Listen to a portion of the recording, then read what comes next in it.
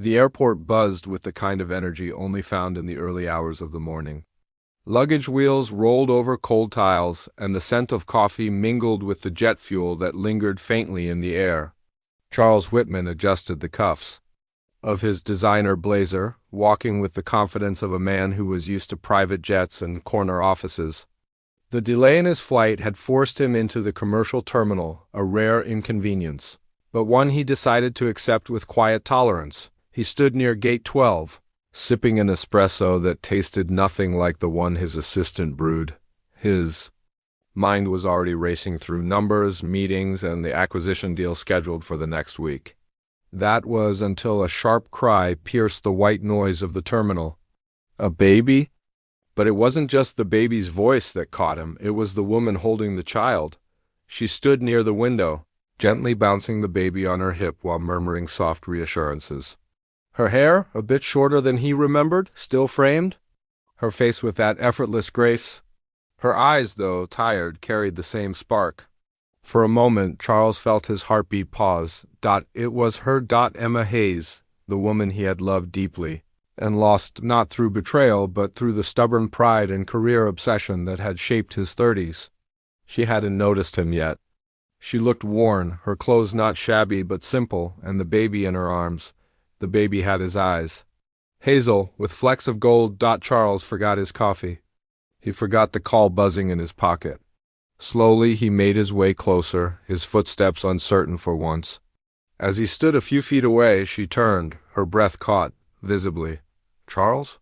He nodded, words momentarily caught in his throat. "Emma." There was a pause, heavy and electric.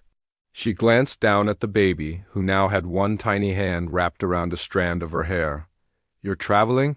he finally asked. Emma nodded. "Visiting my sister in Vermont. Our flight got delayed." She hesitated, eyeing him carefully. "You? Chicago. Business." The silence stretched again, but this time he couldn't bear it. His eyes fell to the baby. "How old?" Emma swallowed, her voice gentle. 6 months. He did the math. 6 months. A year ago, he and Emma had crossed paths again after years apart, spent one impulsive weekend wrapped in old memories and warmth. He had assumed it was a chapter closed.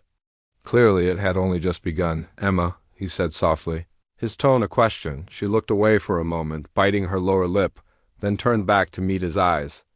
"Yes, he's yours." The world shifted. His body felt frozen while his mind raced, reliving that weekend, the calls he never returned after, the unread message she may have sent and deleted. She hadn't chased him, and he hadn't asked. Now here he was, standing in an airport terminal, watching the son he never knew he had gurgle happily in his mother's arms. "I didn't know how to tell you," she said quickly, sensing the storm behind his silence. "You were already so far removed from from all this. I didn't want to drag you into something you didn't want. I was prepared to raise him on my own." His voice cracked. "You weren't dragging me. You were giving me a son." Emma's eyes welled, but she blinked quickly.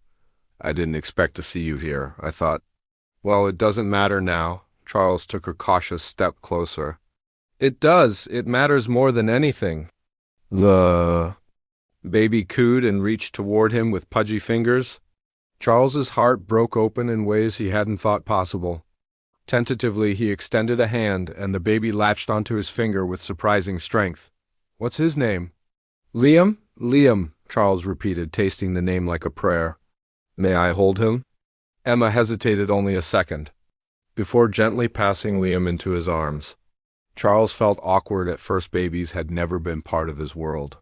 But Liam looked up at him, curious and unafraid, and suddenly it felt like the most natural thing in the world. "He's perfect," Charles murmured. Emma nodded, wiping a tear with the back of her hand. "He is, for the next few minutes." The airport faded into the background. Charles held Liam, and Emma sat beside him. They spoke quietly about the pregnancy, the birth, the quiet nights Emma had spent alone with a newborn in a one-bedroom apartment. Charles listened, shame blooming in his chest. All that time, she had been raising their child without him. "I wasn't trying to shut you out," she said softly, "but you'd moved on. I didn't want to be an obligation." You could. Never be an obligation, Emma. He looked her squarely in the eyes. I was a fool to let you go once. I won't make that mistake again. Emma sighed. A lot has changed, Charles. You live in a different world now, and Liam and we have our own rhythm. I want to be part of that rhythm. I don't care about boardrooms and flights right now. I care about him, about you. The gate agent announced final boarding for Vermont, and Emma stood, uncertainty flickering across her face. Come with us, she said, surprising herself. Charles blinked. What? Just for the weekend. Meet my sister. See where we live? Get to know Liam? No promises. Just come. He looked down at the baby, then at the woman he once loved and now loved again, and something inside him clicked into place. It wasn't a decision.